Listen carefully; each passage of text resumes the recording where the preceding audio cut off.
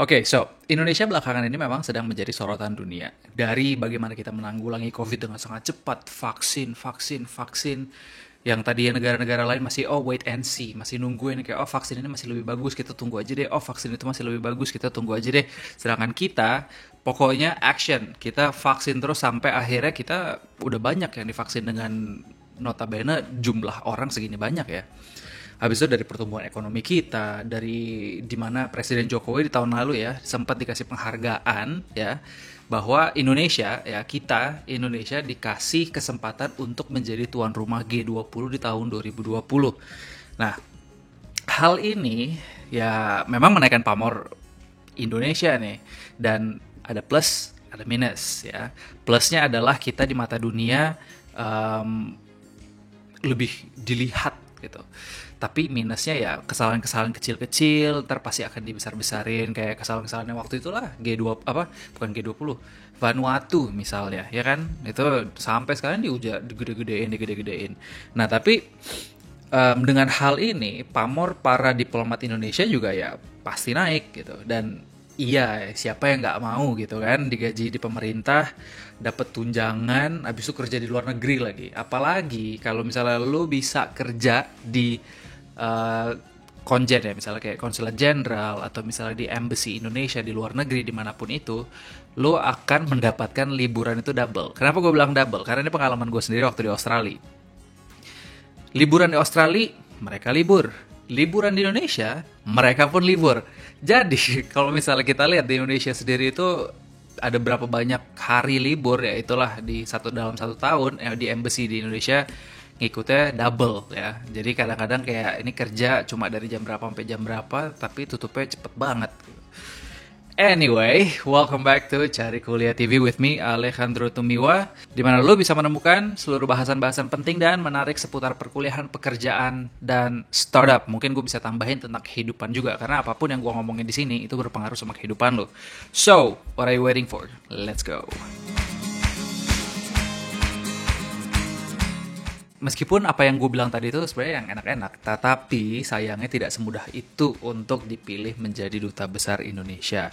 Mungkin kesempatannya akan lebih besar kalau misalnya lu bisa jadi pegawai aja, kerja di kedutaan atau di konjen di luar negeri. Oh ya, by the way bedanya kedutaan sama konjen itu apa? Kedutaan itu adalah official office ya, yang besarnya di negara luar. Tetapi konsulat jenderal adalah kaki tangannya embassy yang tersebar di kota-kota kecil di negara-negara luar. Itulah secara umum bedanya. Secara administrasi sama aja, apapun yang di konjen masuknya ke embassy juga. Anyway, nah karena saingannya, oke, balik lagi, kenapa gue bilang menjadi duta besar itu Indonesia sangat susah ya? Karena pertama posisinya cuma terbatas ya. Posisi kalau misalnya kita ngomong duta besar ya hitung aja ada berapa banyak negara di dunia ini ya segitulah banyaknya kurang lebih. Abis itu saingannya juga banyak ya kan. Apalagi kalau misalnya kita ngomongin saingan-saingan dari koalisi-koalisi politik ya. Contohnya kayak Pak Tantowi Yahya, dia kan dari Golkar waktu itu ditunjuk jadilah duta besar. Dan contohnya yang lain-lain banyak banget.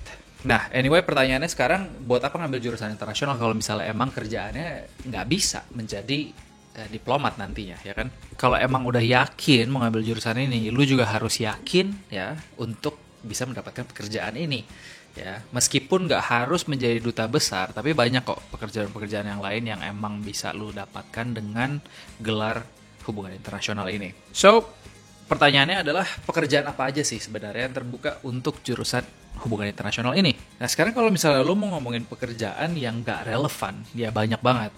Lulusan hubungan internasional ini bisa menjadi ya marketing, sales, EO, you name it. Karena mereka tidak membutuhkan hard skills ya. Makanya kenapa gue harus selalu ingatkan again and again and again bahwa kalau misalnya emang soft skills itu lo bisa kemana aja. Tapi memang lebih baik kalau seandainya lo bisa yang searah gitu, sejalan ya. Nah, tapi kalau misalnya kita ngomongin sekarang yang relevan ya, lu bisa kerja di Departemen International Affairs di seluruh instansi atau lembaga pemerintahan baik dalam negeri maupun luar negeri ya.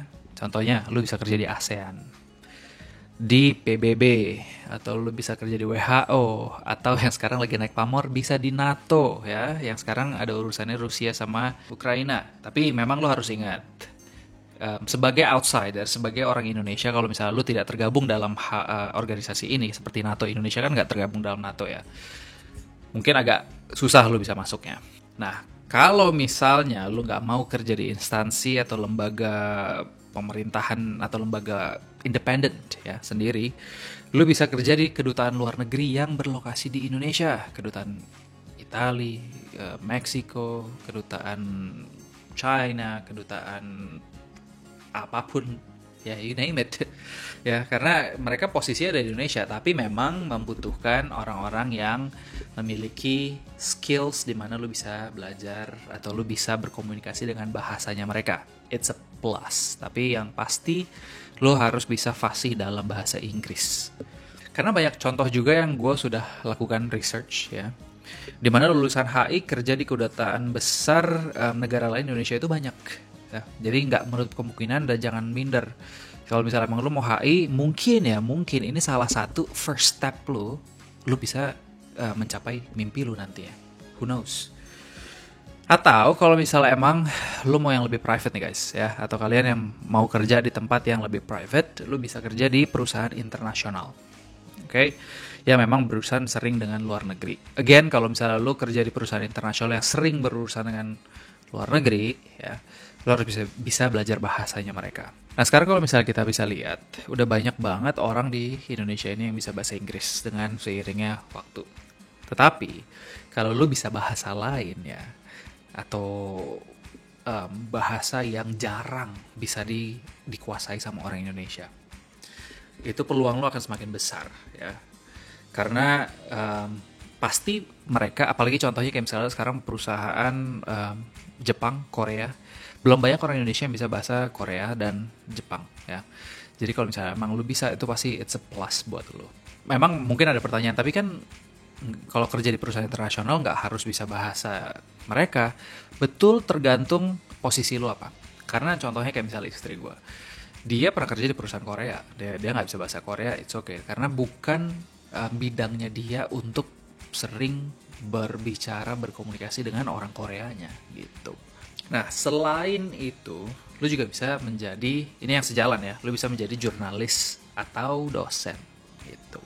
Kenapa jurnalis? Karena dalam belajar hubungan internasional, lu akan mempelajari bagaimana cara menulis ya, sebagai jurnalis.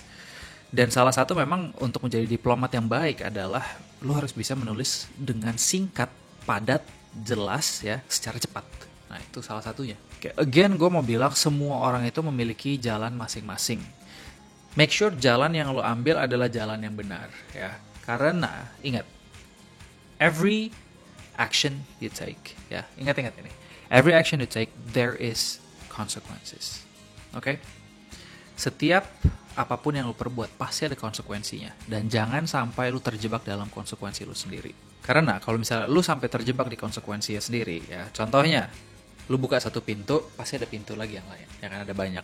Lu mau pilih pintu yang mana? Jangan sampai lu stuck di satu pintu. Karena kalau misalnya lu sampai stuck di pintu itu, ya, lu harus susah payah, lu cari jalan baru lagi.